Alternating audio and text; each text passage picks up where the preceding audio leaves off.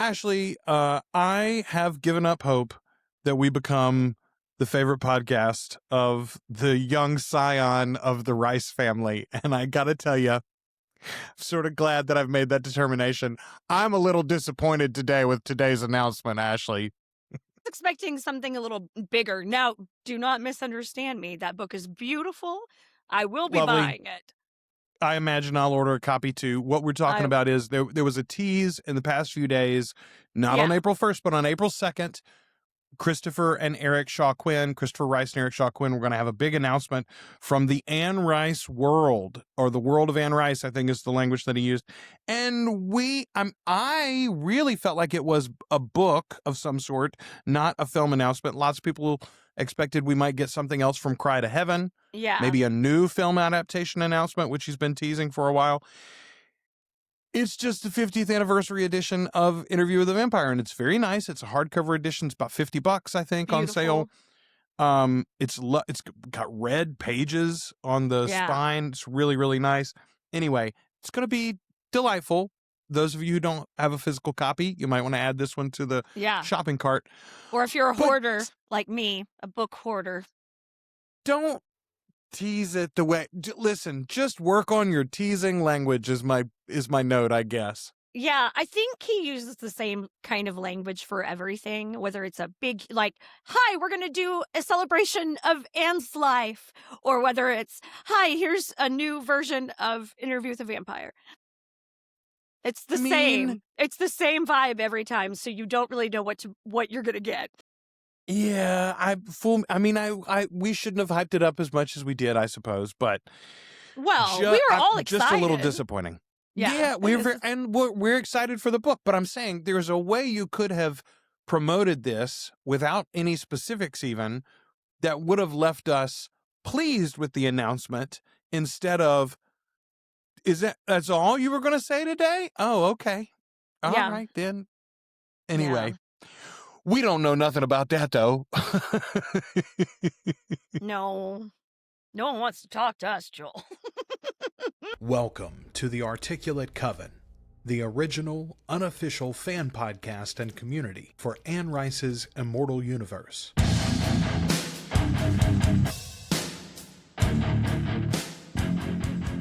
The Articulate Coven is Ashley and Joel, but it's supported by listeners just like you.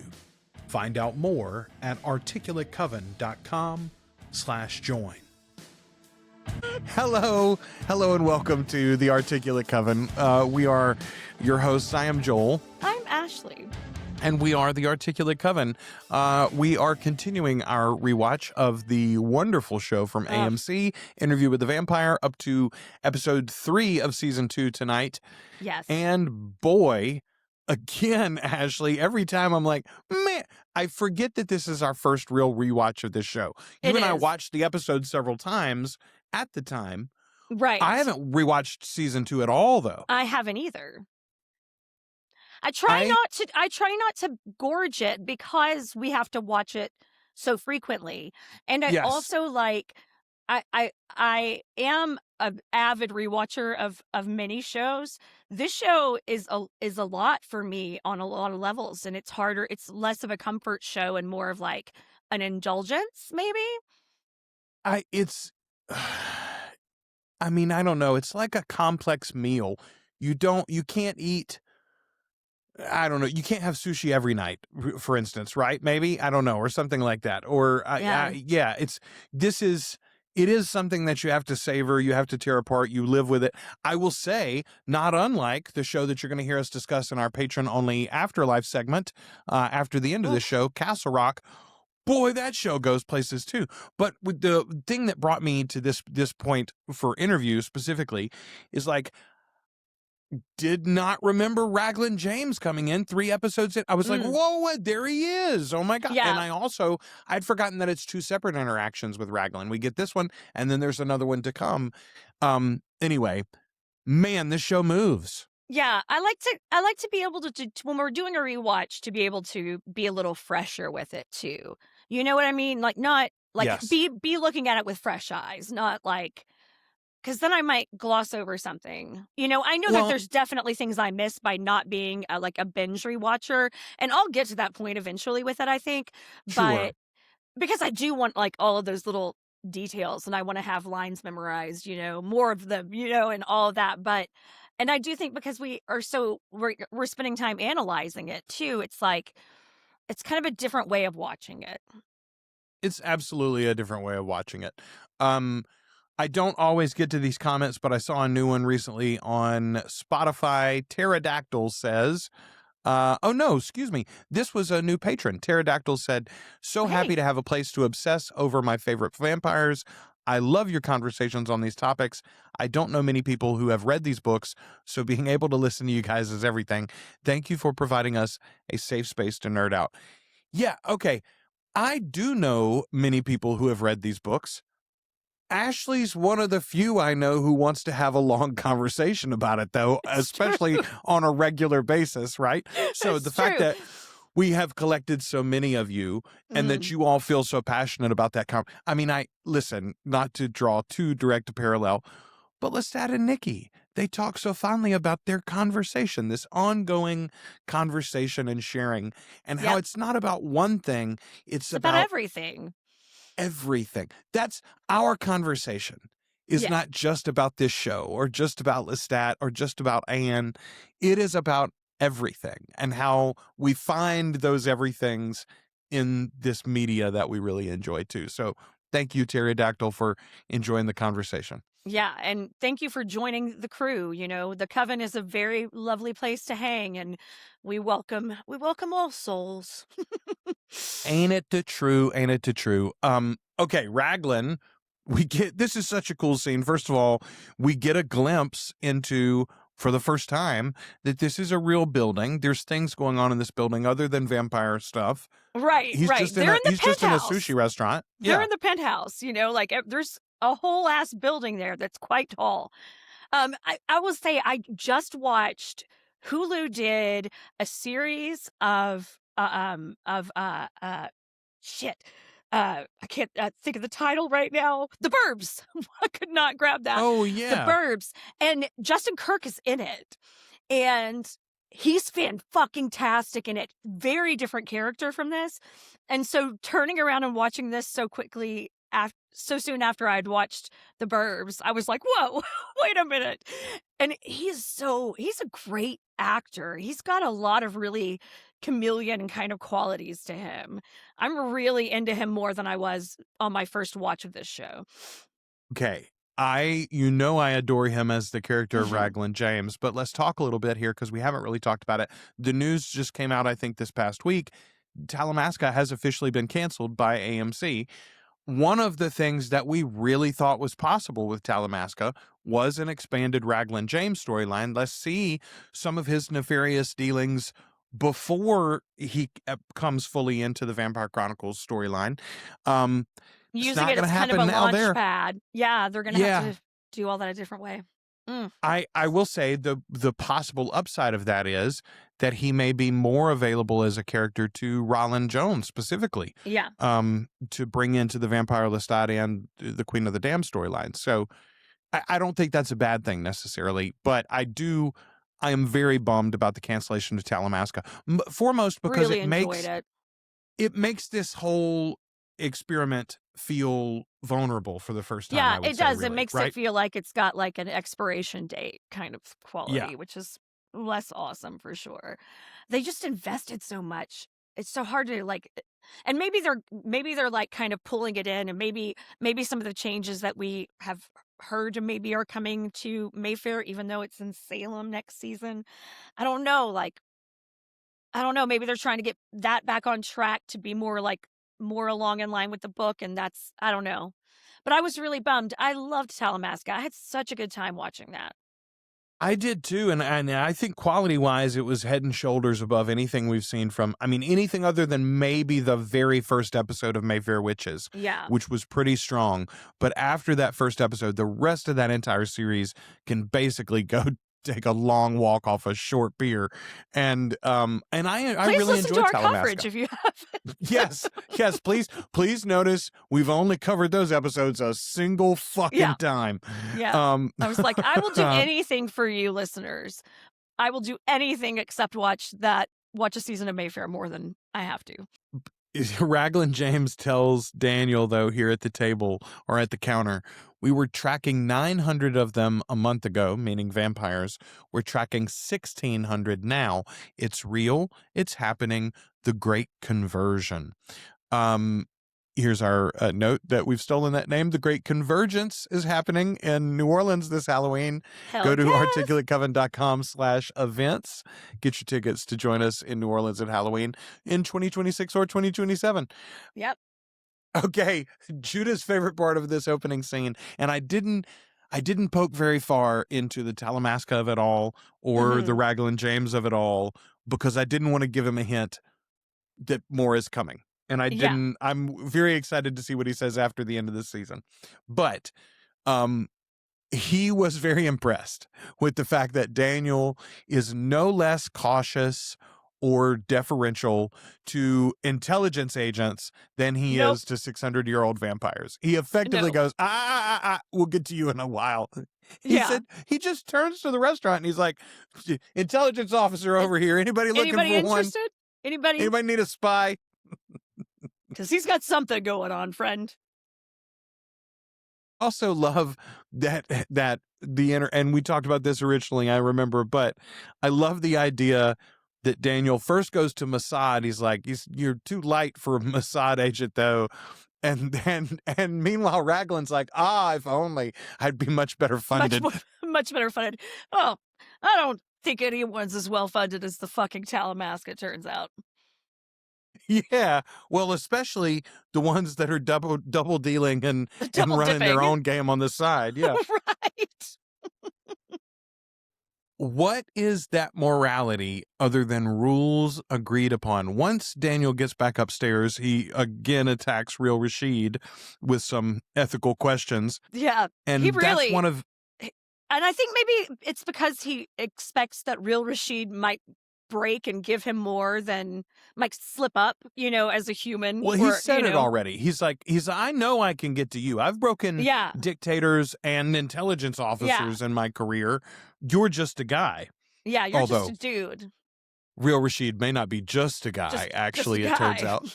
Turns out. But yeah, okay, this line though, what is that morality other than rules agreed upon?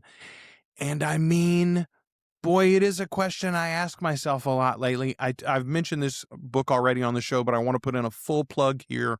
I finished recently, One Day Everyone Will Have Always Been Against This, about the genocide in Gaza. First of all, I realized, I believe, through the narration of that audiobook that I am mispronouncing that word, although I won't attempt, honestly, to pronounce it correctly. The name of the area is slightly different than the way that we've all been saying it, I think. But the idea of reframing morality is so well presented and depicted in that book, both about this specific current instance, but also historical parallels. They specifically talk about the fact that South Africa is one of the first and strongest proponents of Palestinian freedom. Why? Why do you think that they might know a little something about an oppressed people? It's some of them still in power and still in authority and still active now, lived through it, right? And we're under oppression in their own country. So anyway, there will come a time when we can reframe things. And this line just kicked me in the nuts this week. What is morality other than rules agreed upon? And if these and specifically for our vampires, let's take it out of the real world for a second and make it a little more fun. These vampires have their own set of rules, right? Like Armand and his coven, as we see, have some very specific rules that they've agreed upon. Strict rules that they've agreed upon. No, I mean, it's society. And Marius? Yeah. right? Lestat and Marius have a different set of rules, but they also have their own rules that they are like, well, we're living by these, and so everything is good. Yeah. And that's all a society is, we're all in this place together and we've agreed to behave by these rules. And that's why, and that doesn't have to be based on what's good or evil or right or wrong. You may be living in a place where the things that are happening are just people are just shitty to each other all the time. And that's just the way it is. And that's the reality. And is that good or bad as far as you know it? Is that moral? Where's the morality in the life that you're living if you're living amongst other thieves? And it is. I love this kind of conversation. I think it's so interesting because it wasn't until maybe like 10 years ago that I realized that empathy isn't a universal like trait people have. Some people, I thought that because I've had empathy always. I've had empathy for inanimate objects like that. So I thought it was just a natural reaction that you had that, oh, of course I can understand how you might feel. No, it's not. That's a learned behavior. And so much about what we decide about what's right and wrong is learned. What's a sin? That's the thing is, and I think we've talked about this a little bit. Most of my adult life, I think, has been a slow realization of all the things that I thought we all agreed upon actually were not agreed upon by all. Actually, yeah. It's like, the words we and misunderstood those things. Match. Yeah. Yeah, exactly. Okay. There is a kind of a cast-off line that we've discussed previously as an Easter egg. No one at Amazon is trying to sell us blenders, I imagine. Armand says in response to why Daniel's like, how can you float through the world without being tracked and acknowledged and recognized? Yeah. And Armand's like, we're not useful to the corporations in the same way that you are, effectively is what he's saying.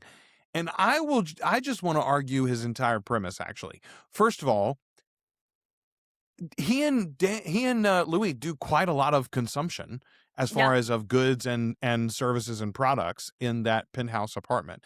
Yes. And even if we say all they're purchasing is fine arts and penthouses and the privileges to come in and out, right?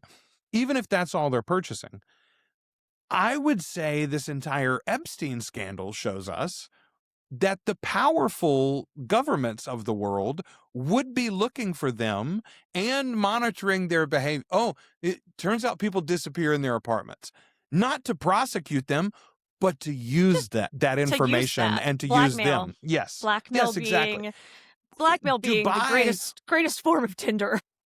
Dubai would be using Armand as an assassin in exchange for this penthouse or something, right? Like that would be the way that this would work in the modern world. And even if they couldn't actually use them that way, governments and intelligence agencies and various very powerful corporations would in fact be tracking and trying to figure this shit out. So like Armand, I think, is being slightly naive here when he says nobody's trying to sell us blenders. Yeah, I also don't think that it's a matter of like, they would be like, oh, that we might get caught.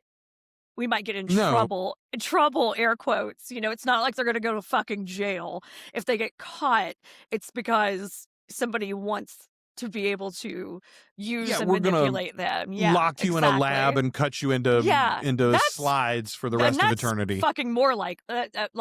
Is the thing. If I were them, I would be the most concerned about, as far as like that being some fuckery that could happen. That could really happen. Somebody wants to make vampire soldiers. Like that's the deal. Ugh. Okay, 1560. First of all, wait, no, I want to back up. Let's talk about the fact that Armand finally gets a moment alone with Daniel with the mask off, as it were, right? For the first time, the two of them are in the room. Louis is still sleeping, and both of them know who both of them are. And the first thing Armand wants to do is talk about Lestat. He cannot wait to talk about. I want to talk about him while this motherfucker's out of the room. The name that has not been mentioned in our home for 20 years or whatever he says to Louis, he can't wait to say it. Yeah. Yeah, it is like waiting. It's like when you've got a friend group and then one person leaves the room and everybody's like, oh my God, and like gossiping about that person. You know, that is what this vibe is, except it's, oh, I can finally talk about Lestat freely without Louis in here. And he is enraptured in his descriptions and discussions of Lestat. He sort of climaxes at the end of this thing before he finally brings it back home and Louis comes into the room. I wouldn't want to describe an ex like that in front of my current partner. Okay. Yeah, but what I'm saying though is this. It feels to me like we talk about how Armand has rewritten some of Louis' story. We know that's going to get revealed, and we still don't exactly know for certain how much of it was rewritten, in fact. Right. I'm saying Armand has rewritten some of his own story. I think I've talked about this before. My grandmother, yes. God rest her soul, had the ability. She could say something twice, and she would believe it so well she could pass a lie detector test. That is where Armand is. Armand believes that Lestat had no powers really when he met Armand, and Armand's the one that gave him the mind gift, and Armand's the one that gave him the ability to fly. Armand's the one that taught him how to freeze time, and maybe some of that is true. Maybe him and Armand boned down time and time again. I'm just saying, Armand has rose-colored glass the shit out of this. I don't think Lestat would describe their encounter and slash relationship in the same way. I think for him, maybe it was more of a situationship, but we'll see. I'm sure we'll hear about it this season. Okay, in the book, obviously, we are getting it from Lestat's perspective without Armand's honest truth, et cetera, but their first interactions are Armand underestimating Lestat and Lestat kicking the shit out of him, basically. Like, you know what I'm like?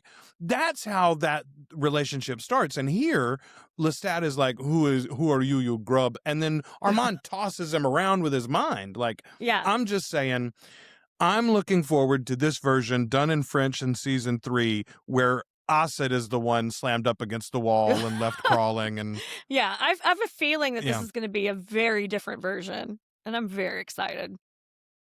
I had forgotten so much of that. So there's quite a bit of French in this season. I had forgotten how much. I've forgotten how much. And I know that as French speakers have told us, it's not the best French. It's not great. As a not a French speaker, it sounds amazing to me. I'm like, say those words. Sounds better than any of my French teachers over the years, Ashley. For real. It's absolutely good. Maybe we just need French through an Australian. I am here for it. French via Australian. Ooh, I just as we were about to start recording tonight, I saw someone post season 1 of Interview is up on Netflix in Australia, apparently. And it's number 9.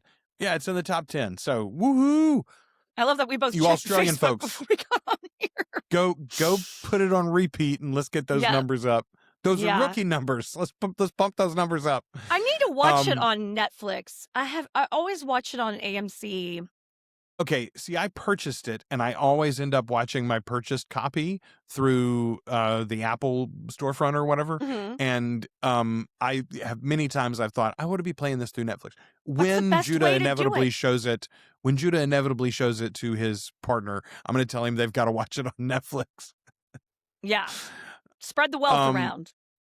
Okay, sired by one of my deserters, Magnus. We talked about this originally too. Again, I think this is going to be rewritten. Maybe they will streamline things and make Magnus part of this, directly connected to this coven in the time of Armand. It's a good way to streamline that storyline.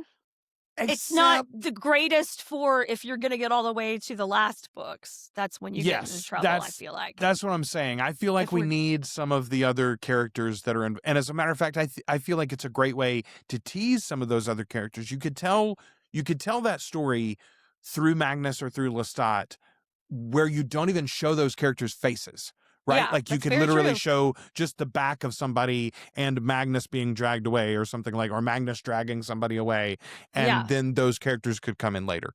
Or we could just be focused on these beautiful men acting their asses off. You know, they could give them a monologue. I'm not fucked up about it. I'm a Flanagan gal. I am Armand. I am your coven leader. Bring your waistcoat to the grubs, won't you? And again, I feel like Armand has never been that smooth with a one-liner at the end of an interaction. I don't think ever. I just think Maybe this is my own anti-gremlin bias coming out. bias. It's hard to imagine how Armand must have come across really to Lestat in this version with Assad. And it is just like, because it's not the same as seeing a little boy, a 15-year-old boy with curly red hair, you know, like this is a different Armand, you know, and he does seem more threatening and he does seem more alluring, but he is really filthy. I'm like, can we throw this man in a bathtub? Less sure of himself and less presentational than Antonio Banderas's version too. Oh, 100%. From 94, right? Oh yeah. He was, I mean, I love that version of Armand. I think he's delicious, but very, very, very like over the top, a very braggadocious version of the character, you know, like you know, I hadn't really thought about it, but some of what they gave to Ben Daniels for Santiago, I think owes to what was added on, what was bolted on to Armand in the 94 film. A good fucking call out. I mean, this episode, all I can do, I mean, he's all you can look at. That man is so really compelling as Santiago. I can't, never in my life have I 180'd on a character like this. Like, never. Not this hard, where I'm like, I think I love this man. One of the coven tells Lestat, "We serve God through Satan, through Armand, as it is meant to be." And Lestat says, "A muddy trinity." That's so funny. Down here with the grubs. Armand tells Daniel that Lestat's words had been my thought for more than half a century, but that they wouldn't have believed it coming from me. I think that's interesting. It's we talk about Armand rewriting his story for his own purposes, but that's an example where he's being self-deprecating in a way. Like, you're diminishing your own leadership abilities, I would say, to say that this coven is so stagnant and so locked in its own patterns that you, as its unquestioned leader, couldn't steer it in a different direction. Right. Like, even over a century or something. Like, yeah. I mean, look at the sway he has over the coven now. You know, like, well, they ask him back within, what is it, months, maybe a year. It feels real quick. Yeah. I mean, I was like, is this 2 days later? What's happening? You know. But I love that scene when they're having that conversation, all these conversations that happen between the vampires while other dialogue is happening. Fucking love every single one of these moments. And there's a lot of them in this season where there's like two conversations happening at the same time, and it gives the best fucking effect. I just love it. And when there's so many good examples of it in this particular episode. So it's interesting to me because I feel like it does two things at once. First of all, it shows you the level of power and like mental dexterity that the vampires have, right? The fact that they can maintain a performance even on while stage, also having a conversation. Yes. And or that they can talk to mortals while they're talking to you separately, you know? Yes, it's like, really imagine great. doing that yourself. Yeah. It would be hard to do. Yeah, performing a scene on stage with other actors while you're having a pretty intense conversation with the new vampire you just met. The closest equivalent that I can think of is like, sometimes I'll be driving home or something from a trip to town and listening to an audiobook or a podcast, and I'll realize that I've gone on like a mental journey for a few minutes thinking about some topic, and I have listened to nothing that was Mm-hmm. said in that couple of minutes. I'm like, oh, I got to back the thing up. So that's on the one hand. But on the other hand, though, I do think it is supposed to show us sort of the disregard and disrespect, devaluing that these vampires have for the mortal world in some ways. There was somebody I watched online was talking about how when their assistant or when their employees come into their office, a lot of times they have given them the instruction to like, hey, if you have something seriously that I need to focus on and pay attention, and I am not, if you'll just ask me, hey, can you give me 100 for like 5 minutes real quick? Then I will, that's not an aspersion. I won't take it. It won't hurt my feelings, but I will realize I haven't been paying attention to you and you do actually need my, right? I'm writing an email and you're telling me a story, and that's fine if I don't really need the information in the story, if you're just giving me feelings. But if I need to help you make a choice at the end of the story, then I can't write the email too, right? I need to give you 100. These vampires are never giving the mortal world 100. Oh, no, not even a little bit. They don't want to. Why would they? No, it's fun though to put those things together. It is okay, and just things I didn't even think about really on the the other times we've discussed this. Like I love finding new shit to kind of focus on and freak out about. Armand is so fucking demure. Shall we? Right here? Ooh, Lestat says it's a roomy box. He does like a roomy box. Daniel just is not buying it though at all. He's just like, no, this is not real. At which point Louis rejoins the conversation and he explains about Lestat leaving like the next day, basically. They fuck in the box and then Lestat's out of town. He leaves a Dear John letter. He left money on the dresser, basically. It's not even that. He sends his lawyer to say, here's some money. Thank you so much. Mr. Leoncourt has appreciated his time with you. Yeah. He's left you this fine theater. I hope you enjoy it. Also, his boyfriend. Don't even worry about it. Babysit this crazy motherfucker, why don't you? Lestat was, and will always be for Lestat, which is not true. Even though it's meant from an angry heart right here in this moment, but it is a fairly accurate true reading statement. Yeah. Man, okay.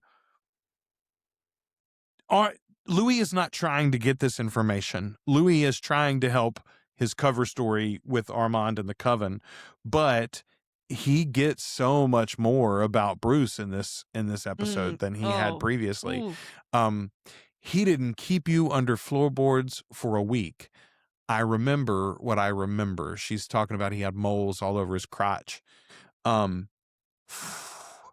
Yeah. Ashley, listen. Bailey does a wonderful job in season 1 in the anger and the response to these scenes. And when she comes back and talks to Lestat and Louis, Delaney just nails this. And she's not crying. She's not asking for forgiveness or even understanding. No. She is just explaining to this motherfucker the way the world works. She's owning her story. She's owning her reality and her truth. And that is a brave thing to do. And I love it. I love that they included that. I mean, I hate the violence against women that is just so prevalent in what we consume in media, but it's fucking one of the most prevalent things that happens to women. So until maybe that isn't happening, maybe we have to still talk about it. All right. It's just and I've defended that storyline because I do think it's really important to show. It gives, because Claudia is aged up, it shows a different type of vulnerability for her. That is a universal experience for women. So I do like that choice, but man, he fucked with her, kept her locked up, repeatedly assaulted her, told her that he loved her all through it. Ugh. I was going to say, let's flash forward a little bit here. Claudia finally reveals Bruce's evil to Louis. Before, during, and after, he said, "I love you." And then one day, I had enough of your gloomy face. And he rode off into the distance. And that was the last we ever heard of Bruce. And she's For now, so anyway. lucky he didn't kill her, frankly. I mean, in yes. the human world, he probably would have killed her. Oh, 1,000,000% he would have. You know, it's like the man or the bear. Maybe I'd rather a fucking vampire if he's not going to kill me. You know, fuck. Yeah. Somebody made a comment, I think, on YouTube about our discussion of Claudia wanting to know more about the Revenant vampire and following that down, even when she realized he was a monster that had broken her arm and stuff. Yes, it's a perfect example of the woman choosing the bear over the man. She's like, I have seen all the ways that this world will fuck me up. Yes, he knocked me down, but maybe it's because I haven't been able to talk to him yet. Yep, maybe I haven't figured out his words. I don't know. You know what he didn't do? Sexually assault me, emotionally manipulate me, abandon me, kidnap me. Make me to save a relationship. Ugh, yeah. How about Shreveport? Shreveport sound like a place where vampires would be from, Ashley? Oh, Shreveport. Shreveport. What a city. Judah was so excited. Casinos. Casinos and vampire origins. That's all that's there. And vampires. I like it. There used to be a really good place to get this frozen yogurt there. It was counterculture. Really? Counterculture? Oh, there's a counterculture in Ruston. I know. They the last time I was there, I was like, holy shit, I almost drove off the road. The Humphrey. That's fucking delicious. I remember it to this day. And that was so many years ago, and I didn't even like yogurt then. So Judah turns and looks and he goes, "Oh, Shreveport. You know, Shreveport would be a place where there would be vampires, wouldn't there?" And I chuckled so hard thinking, "Oh, someday my baby will get to watch True Blood too." Yeah, exactly. Not as good a show. Much more time spent in Shreveport, though. But yeah, that's so funny. That's so true. Man, to go from that discussion of Claudia's abuse at the hands of Bruce, though, to very quickly seeing how she is treated by Armand and the Coven as she's initiated. Puce, I think they call her, which we've learned means flea. Puce, that's right. She's taking the abuse in stride, Armand says. And I was just like, oh, we just heard about the abuse that she took in stride. Because she's learned to take the abuse in stride. Well, and Louis' retort is, I've never seen her happier. Yeah. And it's true. We've never seen her happier. I mean, yes, you're right. You're right. Except she's got purpose. She's got community. Even says to Louis, don't mess this up for me. Like, they are letting me join the Coven. Like, please don't mess this up for me. You need to figure your shit out so that you don't screw this up for me, because I finally am somewhere. And she is so enamored with Santiago. She does not realize how dangerous he is. It's so, like, it's the one time that you really see Delaney play a real vulnerable side of Claudia. It's not the only time, but there's a lot of anger in her Claudia, and a lot of impetus for action, you know? And this she's so like enamored with him and so interested in him and excited that he's kind of accepting her and being nice to her, that she doesn't realize he's just laying a trap. And it's so awful. I think we picked on this a little bit in our previous watch, but I want to bring it up here again. Why would a vampire sneeze? Why would hay fever ever be a problem for a vampire? It does not make sense. It does not make sense. Rollin, I hope this is one of those things you come back to and Daniel ends up correcting in his version of the book. Yeah, I don't know. Yeah, that's hilarious. Something. That's Man, okay, we get our first interactions with Sam the vampire here, really, in this episode, who I love. But my favorite is his instructions to Claudia as he's about to give up the wet room. Finally, the rat box. These rats are smart. They can go quiet. Don't mix it up. Don't mix the sides up. I just immediately went in my mind and played out the whole scenario. Like, I want the comic book version of the time the rats got loose. Yeah, then you get the Sam had to flashback. catch If all that the was rats. an improv scene, we would be like, flashback to the time the rats escaped from Sam. And then we'd watch that scene. Exactly. Okay. If we were the only vampires in Paris, Armand tells Louis as they're on their little walk. And Louis says, for a moment, it felt like we were. I do enjoy watching Armand try to debate for himself what he will do. What do you do with a problem like Louis? Yeah, he's fantastic in this episode. He's really good. Yeah. Really good in this episode. The scene where they're in the sewer is just, I mean, I felt more of a threat this time than I had ever felt. Like, oh shit, Louis. Like, I know you're not going to get burned to death right here, but oof, I think you came awful close. It is interesting to me, putting it in parallel with the story that Armand lays out of Lestat's interaction and dissolution of the Coven, right? Here, Louis comes in without purpose, without an idea or direction, really, and destroys the Coven.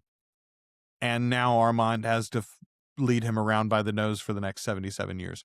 Lestat comes in with plenty of direction and ideas, destroys the Coven, however, immediately repatches it and then hands it back to Armand for another several hundred. Like, I don't know. I feel like of the two ex-boyfriends, Lestat gave him the best. Maybe that's why he tells the story of their meet cute so beautifully. Yeah, man. Okay, we get Santiago's beef. We finally understand it here. We had a vague sense that Armand had killed his maker previously. We heard that already, but we get a little bit more here about who Santiago is and whatever. Santiago says to Claudia specifically, his blood was exquisite. I'm a good mimic, and I can fly. He talks about what he got from his maker. And again, I am saying, I do think some commenters already said some version of it's sad because they feel like in a different scenario, Santiago and Claudia would have genuinely got along well. Yes. I think he genuinely likes her. It doesn't matter. She's too useful because though. he's going to kill her. It doesn't matter. Yes. Yeah. It does not matter. I think if there was a way, if Santiago saw a way to leave her out of it, or to leave, well, I think he hates Louis, period. But if he could leave Claudia out of it, I think he would. However, Claudia is like a hinge pin in his whole argument, right? They made a child vampire. It's and then she killed her maker. We can't. Yeah. It's just like the worst trap the worst, most drawn out trap anyone set for anyone. There's a cool moment in the cafe before Louis loses his mind a little bit. Louis and Armand are sitting there having this philosophical discussion, and a neighboring table interrupts them. Yes. It's Jean-Paul Sartre that interrupts them. That's who it is. I thought for sure it was, but I went and looked. The timing works out. He was born in 1905. He passed away in 1980. So he's sitting there beside them listening. The question that is posed is, are there gradations of evil? And I do think it is, first of all, just as in the books, I think Louis is wrong on this. Louis does make it seem, Armand says, is evil just a great black abyss, one sin, and I've fallen into it, never to be redeemed? Yeah. No, clearly we know that there are different levels of evil.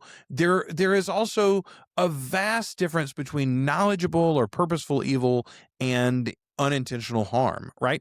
Unintentional harm or involvement in a systemic harm is still harm, and we all ought to be awoken to it. However, I'm not going to fry you as a human being or burn my connection to you or or lose you as a potential hopeful ally in the future because you have ever been part of systemic harm, right? We've all been part of systemic harm.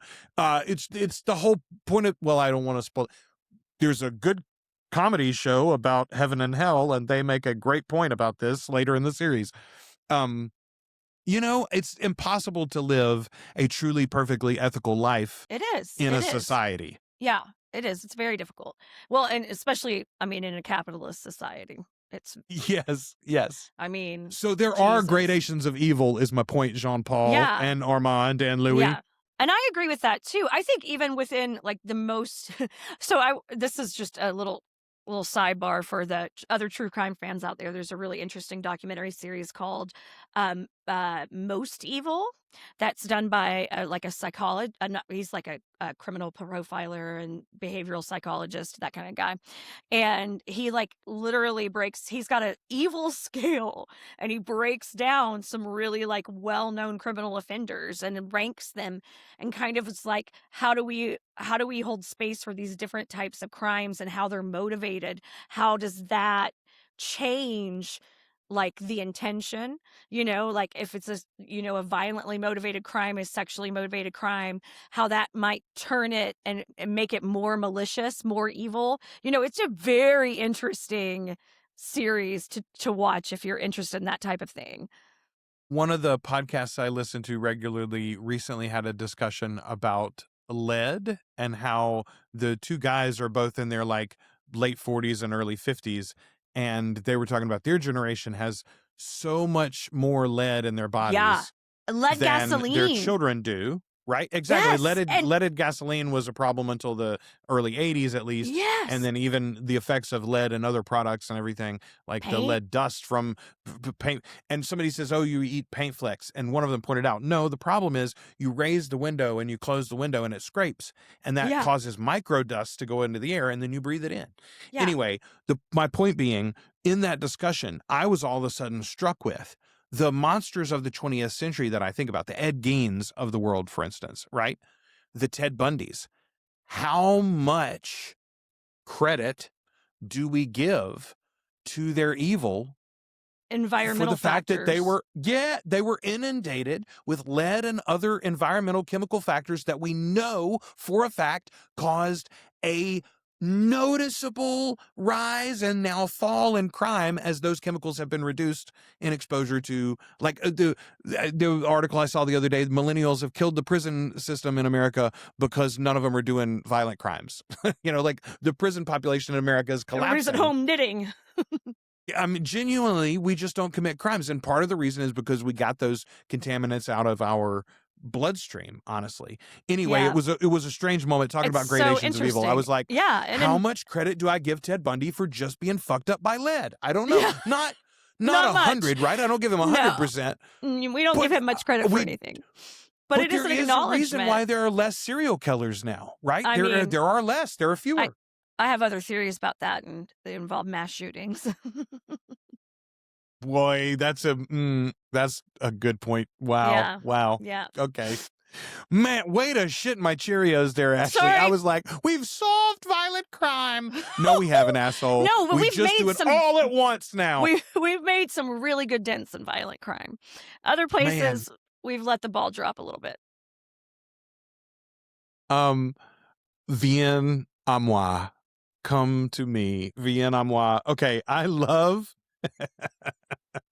when Lestat starts playing it and it's not Lestat, it's Dreamstat there in the cafe. And then we realize the lyrics have changed. And I also I noticed this time he comments on his own lyrics change. He's like, that's pretty good, actually.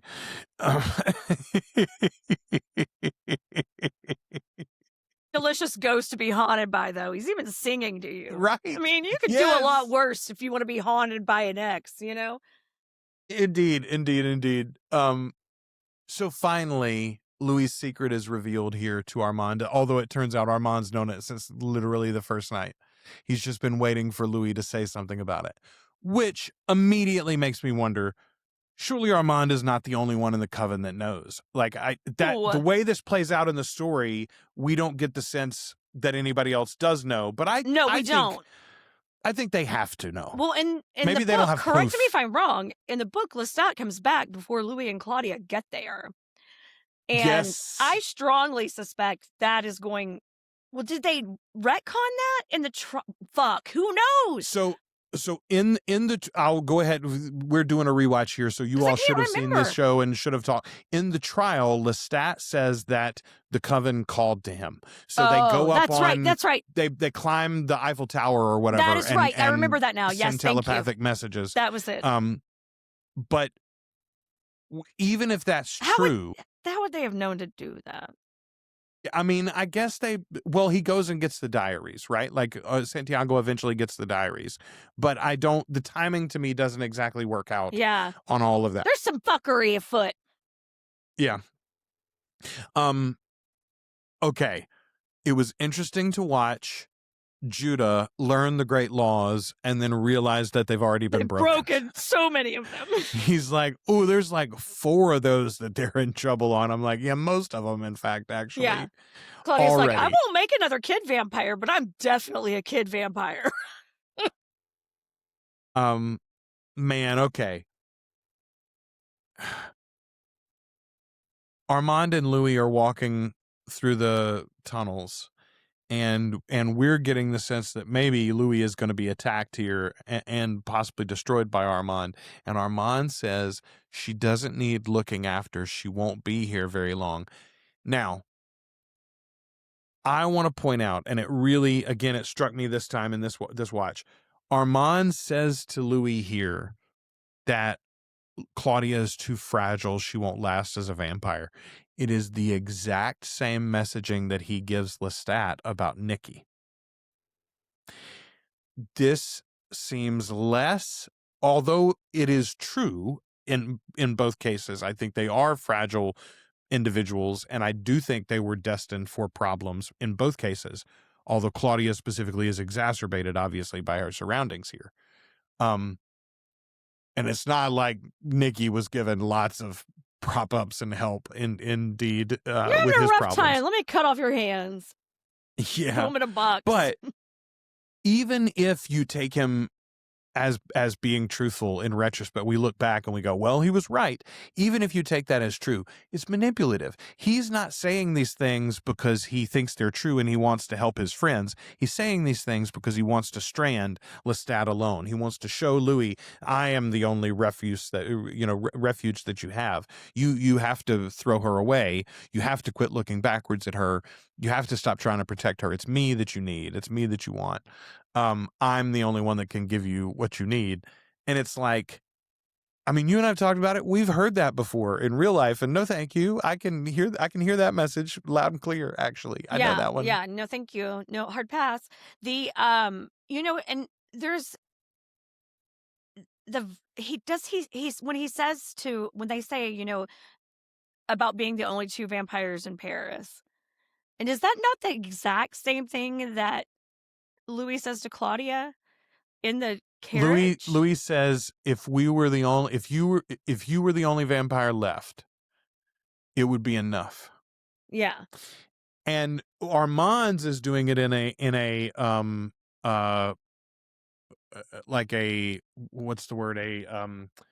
in programming, there's a if this then that whatever. He's doing it conditional. He's doing it as a conditional. I could be with you freely if we were the only vampires in Paris. Yeah. And Louis is like, I thought we were for a minute. It felt like we were.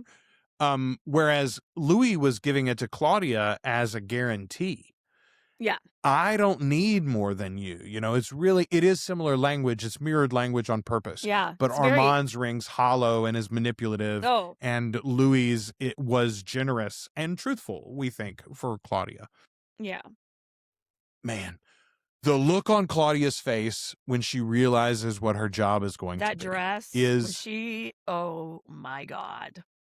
It's genuinely some of the best facial reaction acting I've ever seen. Well, the layers she just goes on that such she a plays. fucking journey over the course of this induction into the Coven. She is like being lifted into the air and celebrated, and then she's kind of scared and intimidated a little bit when they all get their hands on her, telling her the rules, and then there's a feast. Yum, delicious. What's next? And now it's this reveal that we're gonna just make you be a little girl on stage every day forever. The one thing that she didn't want, the one thing that she feels trapped by and was trying to escape, honestly, in this community that she's found safety in. Yeah, man, it would be like finally finding your group at school and then they all call you whatever terrible nickname the in crowd has decided to call you, It's awful. It's pretty bad.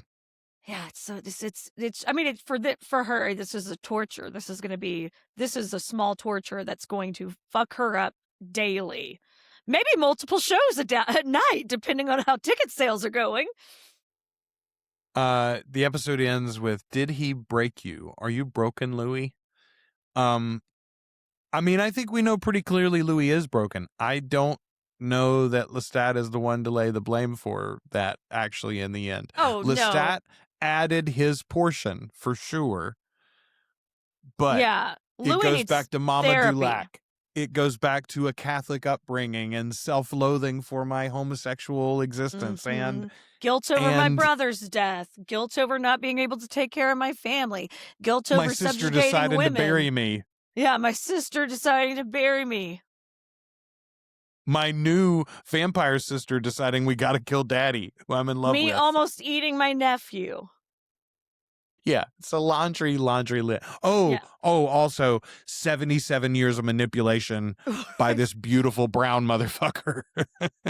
Never mind the many years of manipulation I had by the beautiful blonde motherfucker. Yeah. It was like, you remember the beautiful blonde motherfucker? Well, we did twice that with this guy, actually. Yeah. Oh, man. You won't believe his smile and the way he looks in a crisp white shirt. Either one of them. That could be true for either one of them. They both look good in a crisp white shirt. Oh, man. Oh, speaking of crisp white shirts, Ashley, before we end the episode and go to the afterlife, I got to tell you this. I have begun rewatching Buffy the Vampire Slayer with my daughters, my 12-year-old daughters. Joel, that's so fun. Ashley, I had my fingers. First of all, I've tried for probably 3 months. I've said, hey, we watched the movie a few years ago and the whole family enjoyed the movie. And I was like, the movie's a lot of fun. It's very silly. This guy, the guy that wrote the movie, though, he got to come back a few years later and he did a serious take on it with the TV show. We should watch that sometime. And the girls had really enjoyed the romantic aspects of the later seasons of Stranger Things in particular. Oh, and I was like, they're getting I got the thing for you. Yeah. And then they really liked, we've started Lost as a family. We're watching the first season of Lost together. And that's everybody's watching that together. And I was like, and again, they're talking about who's cute and who's not and who's going to get together and whatever. And I was like, okay, you guys, we should watch Buffy. Finally, the other night we put on the first episode. Ashley, they were so invested in the first episode and so into it and then demanded the second episode the next night. You're going to be able to talk about all the stage combat with them. There are so many things already that have come up. In particular, though, I said a crisp white shirt. David Boreanaz. I can never remember how to pronounce his last name. David Boreanaz. I had forgotten he's even in the first episode. He's in the first 2 episodes. And first of all, he looks like he's such a baby. It was so long ago now. When first season came out. It's 1996. That first season comes out in 96. He is so youthful. And he's wearing this tall collar, white button-up shirt, unbuttoned about 3 deep, with the black leather jacket on. Yes, and I was like, good God, the man that launched 1,000 fanzines, right? Anyway. Posters on the walls. Maybe I should do a Buffy rewatch. I should It's on Disney and Hulu. It's on Disney and Hulu. They had been talking about how the main bad vampire in the first couple of episodes is a guy named Luke. The character's name is Luke, and I can't remember who plays him, but he is never out of his vampire makeup. And the girls were both talking about, or well, my oldest one was talking about, I bet he's really cute out of that makeup. So I showed her a picture of what he looks like now. And she's like, he's so old. I was like, it was a long time ago, babe. So I flipped back and showed what he looked like at the time. And she goes, ooh. I was like, yep. But Angel, though, as soon as Angel comes on, they both were like, oh, wow, there's a presence to that man. And even from go, the show is not what it becomes. Season 1 is rough in many ways, but it really is. It does stand the test of time. It's a shame that reboot, rehash, whatever, is not coming to fruition right now. I am too. I'm very bummed. This show changed a lot of hands before it found a home. So that's true. That's true. Ain't no telling where things might go. I just have to wait. I mean, if they're gonna maybe end up making that animated Firefly thing, there'll be another rebirth of interest in this. All right. We will be back soon to talk about episode 4 of season 2 of Interview with a Vampire. Until then, we have been your hosts. I'm Joel. I'm Ashley. And we are the Articulate Coven.